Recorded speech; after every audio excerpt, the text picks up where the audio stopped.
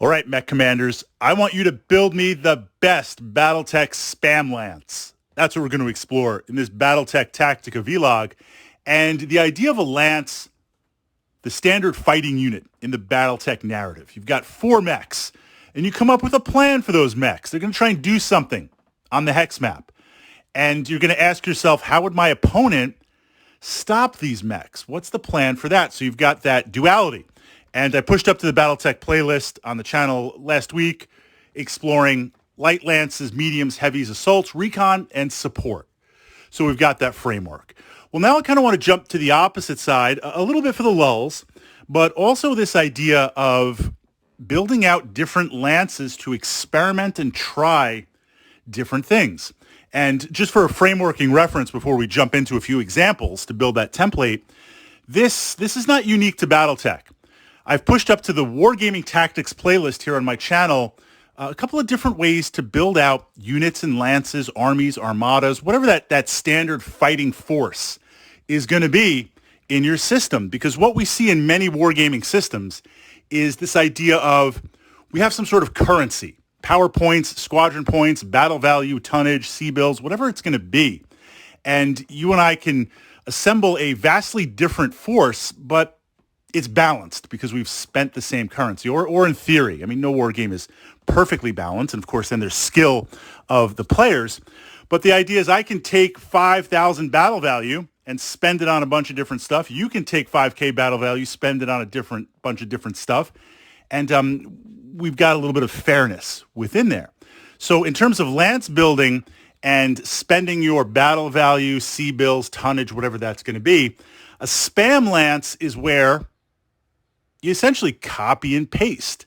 You take the same mech 4 times and you are loading your battle value into the strengths of that mech, and essentially you're trying to spam that on your opponent. Now, does such a thing exist in the narrative? A little bit more than you think. And where this kind of build comes from is often in competitive or tournament play. What you see with a wargaming system is we've got a narrative, we've got a background, we've got a story. When I play Battletech, I'm trying to do something within that narrative. I'm trying to immerse myself in that game. I'm trying to step back from the table and be there, right? But if we're playing a tournament game where I'm part of a team or I'm competing in an event, then I've got to be a little bit more ruthless and say, based on the meta, based on the rules, based on the game mechanics of how it works, what is the most optimal unit? What is the best unit in the game based on the rules? And I distill that out. I take that unit, I copy, I paste, I copy, I paste, I copy, I paste, and I just feel that. Whether that is within the spirit or clever or fun to play, we're putting that aside for the moment. I'm talking about a spam list in Battletech because we want to try different things. You've got all these miniatures. You want to try different things. In terms of mechs, now we've all got our favorite mechs. Some of my favorite mechs, they're solid. They are solid trooper mechs. They are our performer mechs. And I've explored this idea of a trooper mech, pushed that up to the Battletech playlist. For that definition, for those of you new to the game, a trooper mech is where it might not be the best at certain aspects, but it's solid. Wherever it finds itself, it will be able to hold its own. If I don't know the mission, if I don't know the map, if I don't know what my opponent is going to take, right? We've got 5K battle value. You can take a lot of different stuff. I don't know. Are you doing all mechs? Are you doing air support? Are you doing artillery? Are you doing combined arms? A trooper mech is just whatever situation finds itself in. It's the safe situation. It'll be able to hold its own. An example would be the catapult, would be the thunderbolt, the battlemaster. It's solid. Then, of course, we've got specialized mechs and other aspects. So this idea of a spam list is where you have a mech that excels in one area. It does one thing extremely well based on the configuration or based on just the rules in the game, or a combination of both. And what you see in Battletech is some machines, based on the narrative and how they're designed, they're very specific for a specific role. Urby, right? Urban mech, urban fighting. The Vulcan, city tech, city fight, anti-vehicle, anti-infantry. You see light mechs for skirmish. Then there are mechs that come together for the rules that just are solid designs, a good balance of everything. They're better than some mechs. That's what we want to kind of copy and paste. So I need to, it's not just taking 4 mechs and slamming them down on the table. It's looking at that meta. It's looking at the configuration of the rules and how the game wants to operate for the battle value and putting down 4 of these machines. A great example of a spam lance, in my opinion, would be 4 Jenners. Now, 4 Jenners.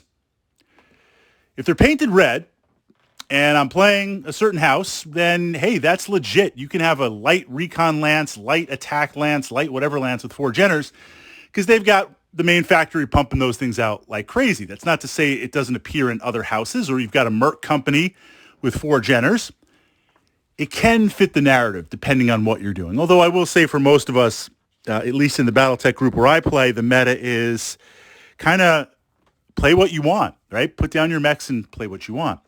But the Jenner, taking 4 of these, the Jenner, you've got massive speed. It's got great speed. Okay armor for a light mech, but it's a light mech. What do you want?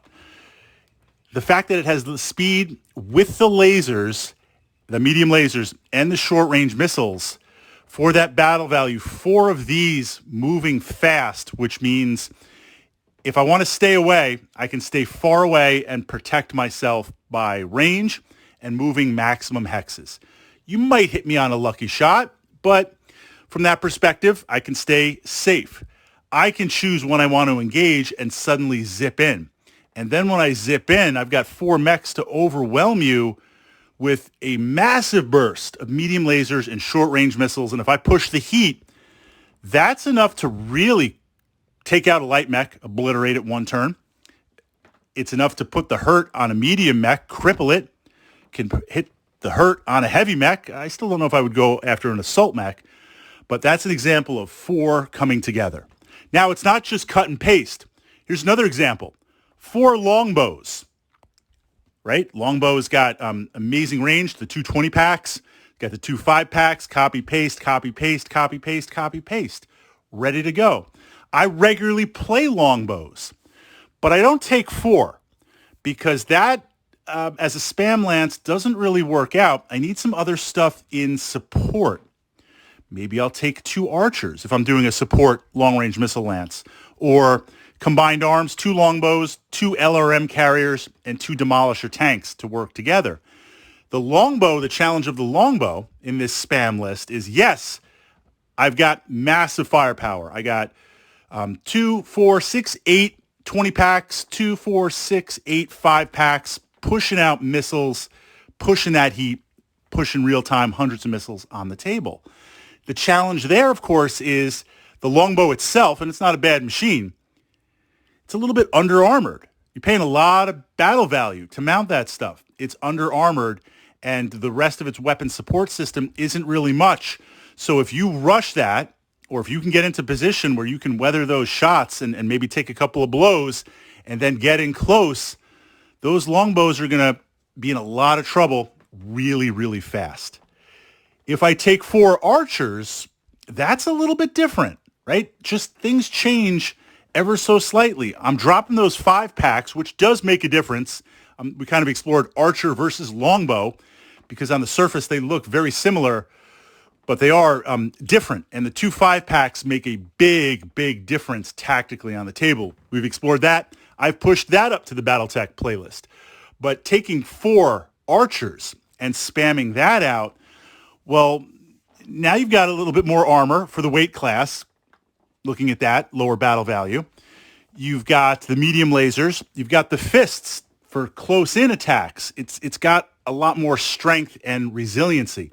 I still don't want to kind of be in close with units if I've got 4 archers, but I can repulse, I can repel, I can counter that a little bit easier. So we see it's not just 4 of any mech. It's 4 of something that hits the meta, that hits kind of that spot of speed, firepower, and other aspects of the game to copy and paste and push that out. So this idea of lance building, yes, exploring that, and you'll find the type of lances that you want to play based on your player personality, based on your gaming group, based on your miniature collection, based on what you're feeling in the moment. But then always have a couple of other lists to explore, builds that you can put down. So in case you need to mix things up or you want to change things tactically or just kind of get the most out of your miniature collection, you can do that. Now, turning it over to my fellow mech warriors, mech commanders, mech heads. Copy and paste 4 mech spam list. What are 4 mechs? And of course, we've got light, medium, heavy, and assault, different levels. What's a good 4 list? And how can you play that on the table?